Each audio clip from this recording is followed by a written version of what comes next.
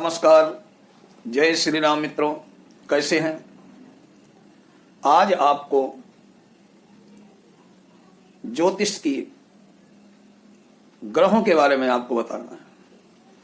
ग्रहों के बारे में कहा गया है, हमारे हिंदू सनातन धर्म में अनेक प्रकार की धारणाएं हैं, प्रथाएं प्रचलित हैं। उसमें एक है नवग्रहों की उपासना। ये केवल रूढ़ी या प्रथा मात्र नहीं है, इसके मूल में है हम लोगों का शरीर के नवग्रहों से संबंध। ज्योतिष की दृष्टि से ये स्पष्ट विचार है। एक तो उक्ति आपने सुनी होगी कि यथा पिंडे तथा ब्रह्मांडे, अर्थात जो कुछ शरीर में है वो संपूर्ण ब्रह्मांड में है, वो एक शरीर में भी है। हमारे धर्म शास्त्रों के अनुसार सृष्टि केवल उतनी ही नहीं है जितनी हम लोग देखते हैं, क्योंकि इंद्रियों से जो देखा या सुना जा सकता है वो तो बहुत स्थूल मात्र है। यंत्रों का तत्व विश्लेषण जड़ तत्वों तक ही सीमित है। जो जड़ है वही हमें दिखाई देता है, चेतन का साक्षात्कार नहीं कर सकता है, क्योंकि जो यंत्र हमने बनाए हैं देखने के वो भी तो जड़ ही हैं। प्रत्येक स्थूल चीज का एक अधिष्ठात्री देवता भी है, यह बात शास्त्र सिद्ध है। जैसे नेत्र जिनसे हम देखते हैं, नेत्र के अधिभूत रूप हैं और दर्शन क्रिया का सहायक है सूर्य। जो ज्योति हमारे आंखों में है उसका कारक है सूर्य। सूर्य की सहायता के बिना हम कुछ भी नहीं देख सकते हैं, इसलिए नेत्र के अधिष्ठात्री देवता हुए भगवान सूर्य।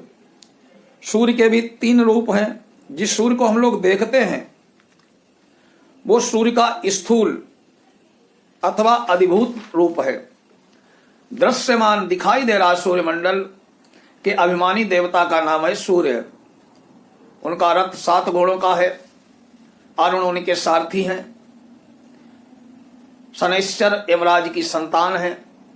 और भी देवता के रूप में सूर्य का जितना वर्णन आता है वो सब दिखाई दे रहे सूर्यमंडल के देवता हैं। सूर्य का अध्यात्म रूप है समष्टि का, सृष्टि का नेत्र होना। इन तीनों रूपों को ध्यान में रखते ही शास्त्रों में सूर्य का वर्णन हुआ है। वो समझ में आ सकता, यही बात देवता अन्य देवताओं के संबंध में समझ लेनी चाहिए। वर्तमान में संपूर्ण संसार में राष्ट्र विप्लव हो रहे हैं। पारस्परिक द्वेष, द्रोह, पारिवारिक कलह, ईर्ष्या, द्वेष, रोग, शोक, उद्वेग, अशांति जो भी दिखाई दे रहा है, उनके अनेक कारणों में एक कारण यह है कि हम इस संसार के प्रत्येक कार्य के अधिष्ठात्री देवताओं की उपेक्षा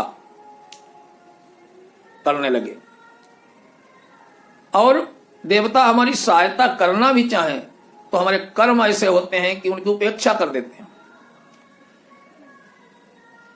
नियमानुसार देवताओं को जागतिक सांसारिक पदार्थों के उत्पादन, उनका विनिमय और अधिक वितरण का अधिकार है। मनुष्य देवताओं को संतुष्ट करे, देवता मनुष्यों की समृद्धि और अभिवृद्धि संपन्न करे, परंतु मनुष्य अपनी बुद्धि और पुरुषार्थ का मिथ्या सहारा लेकर के क्या देवता है, क्या कर सकते हैं मेरा,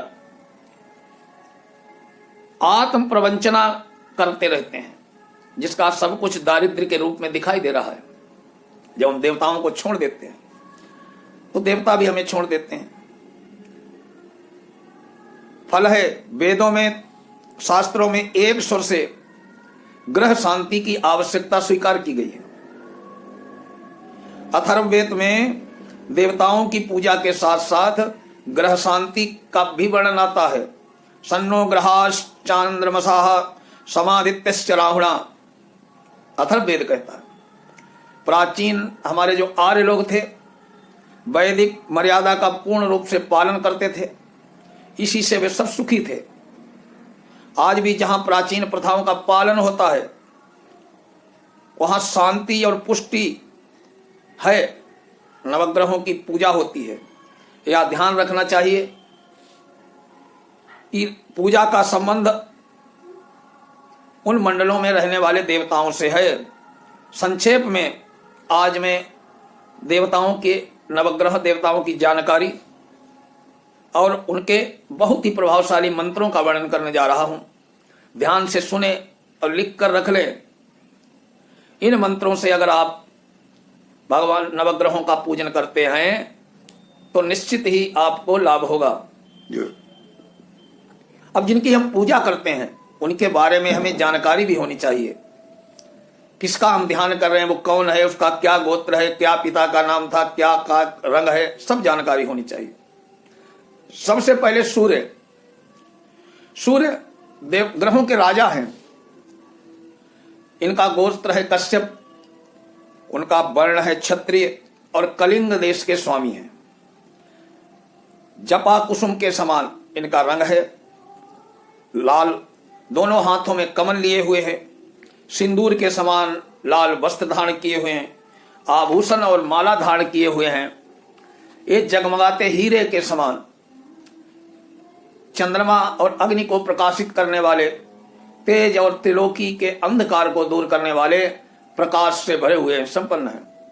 7 घोड़ों के एक चक्र रथ पर आरूढ़ होकर सूर्यदेव सुमेरु की प्रदक्षिणा करते हुए प्रकाश के समुद्र भगवान सूर्य का ध्यान करना चाहिए। इनके अधिदेवता शिव हैं और प्रत्येक देवता सूर्य के हैं अग्नि। इस प्रकार ध्यान करके मानस पूजा या बाह्य पूजा करके मंत्र जो है उसका जप करें। ओम ह्रीं ह्रौं सूर्याय नमः, ओम ह्रीं ह्रौं सूर्याय नमः। अब चंद्रमा, भगवान चंद्रमा का गोत्र है अत्रि। यामुन देश के वो स्वामी हैं। इनका शरीर अमृतमय है। 2 हाथ हैं, एक में वरमुद्रा है आशीर्वाद देते हुए, दूसरे में गदा, दूध के समान श्वेत शरीर पर वस्त्र धारण किए, वरमाला अनुलेपन धारण किए हुए, मोती का हार पहने हुए है। अपनी सुंदर अमृतमयी किरणों से तीनों लोगों को सींच रहे। 10 घोड़ों के त्रिचक्र रथ पर आरूढ़ होकर के सुमेरु की प्रदक्षिणा कर रहे हैं। इनके अधिदेवता हैं उमा देवी और प्रत्येक देवता हैं जल। चंद्रमा का मंत्र है ओम ऐं क्लीं सोमाय नमः। फिर सुन लीजिए, ओम ऐं क्लीं सोमाय नमः। मंगल, मंगल देवता का गोत्र है भारद्वाज। क्षत्रिय हैं, ये अवंतिका के स्वामी हैं। आकार अग्नि के समान लाल है। इनका वाहन है मेघ। लाल वस्त्र और माला धारण किए हुए, इनके हाथों में शक्ति, वर, अभय, गदा धारण किए हुए, इनके अंग अंग में कांति की धारा झलक रही है। मेघ के रथ पर सवार सुमेरु की प्रदक्षिणा करते हुए अपने अधिदेवता स्कंद और प्रत्येक देवता पृथ्वी के साथ सूर्य के अभिमुख रहते हैं। मंगल का मंत्र है ओम हूं श्रीं मंगलाय नमः, ओम हूं श्रीं मंगलाय नमः। बुध, बुध का भी अत्रि गोत्र है। ये मगध देश के स्वामी हैं। इनके शरीर का वर्ण पीला है। 4 हाथों में गदा, ढाल, वर और खड्ग है। पीत वस्त्र धारण किए हुए हैं। बड़ी ही सौम्य मूर्ति हैं। सिंह पर सवार। उनके अधिदेवता हैं नारायण और प्रत्येक देवता हैं विष्णु। इनका मंत्र है ओम ऐं श्रीं श्रीं बुधाय नमः, ओम ऐं श्रीं श्रीं बुधाय नमः। बृहस्पति देवगुरु, बृहस्पति अंगिरा गोत्र के ब्राह्मण हैं। सिंधु देश के स्वामी हैं। इनका वर्ण पीला है। पीतांबर धारण करते हैं। कमल पर बैठे हुए, 4 हाथों में रुद्राक्ष, वरमुद्रा, शिला और दंड धारण करे हैं। इनके अधिदेवता हैं ब्रह्मा और प्रत्येक देवता हैं इंद्र। इनका मंत्र है ओम ह्रीं क्लीं हूं बृहस्पतये नमः, ओम ह्रीं क्लीं हूं बृहस्पतये नमः। शुक्र, वैभव के देवता, शुक्र भृगु गोत्र के ब्राह्मण हैं, भोजकट देश के मालिक हैं, राजा हैं, कमल पर बैठे हुए, श्वेत वस्त्र, श्वेत वर्ण, 4 हाथों में रुद्राक्ष, वरमुद्रा, शिला और दंड धारण किए हुए, श्वेत वस्त्र धारण किए हुए इनके अधिदेवता हैं इंद्र और प्रत्यक्ष देवता हैं चंद्रमा। इनका मंत्र है ओम ह्रीं श्रीं शुक्राय नमः, ओम ह्रीं श्रीं शुक्राय नमः। शनि, शनि महाराज कश्यप गोत्र के शूद्र हैं, सौराष्ट्र प्रदेश के अधिपति मालिक हैं। इनका रंग काला है, कृष्ण वस्त्र, काले वस्त्र धारण किए हुए हैं, 4 हाथों में बाण, वर, शूल और धनुष है इनके। इनका वाहन है गृध्र, गीध। इनके अधिदेवता हैं यमराज और प्रत्यक्ष देवता हैं प्रजापति। इनका मंत्र है ओम ऐं ह्रीं श्रीं शनैश्चराय नमः, ओम ऐं ह्रीं श्रीं शनैश्चराय नमः। अब राहु, राहु पैठीनस गोत्र के शूद्र हैं, मलय देश के स्वामी हैं। इनका भी वर्ण काला है, काले ही वस्त्र धारण करते हैं। इनका वाहन है सिंह, 4 हाथों में खड्ग, वर, शूल और ढाल धारण करते हैं। इनके अधिदेवता हैं काल, प्रत्यक्ष देवता है इनके सर्प। इनका मंत्र है ओम ऐं ह्रीं राहवे नमः, ओम ऐं ह्रीं राहवे नमः। केतु, ये जैमिनी गोत्र के शूद्र हैं, कुशल द्वीप के अधिपति। इनका वर्ण धुएं के समान है, वैसा ही वस्त्र धारण करते हैं। मुख विकृत है, गीध वाहन है, 2 हाथों में वरमुद्रा, गदा है, वरमुद्रा और गदा है। इनके अधिदेवता हैं चित्रगुप्त और प्रत्यक्ष देवता है इनके ब्रह्मा जी। मंत्र है इनका ओम ह्रीं ऐं केतवे नमः, ओम ह्रीं ऐं केतवे नमः। ये जो मंत्र हैं बहुत ही प्रमाणिक हैं, नवग्रहों की पूजा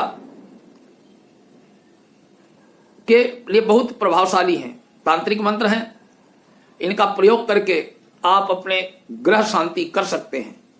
ओम नमः शिवाय।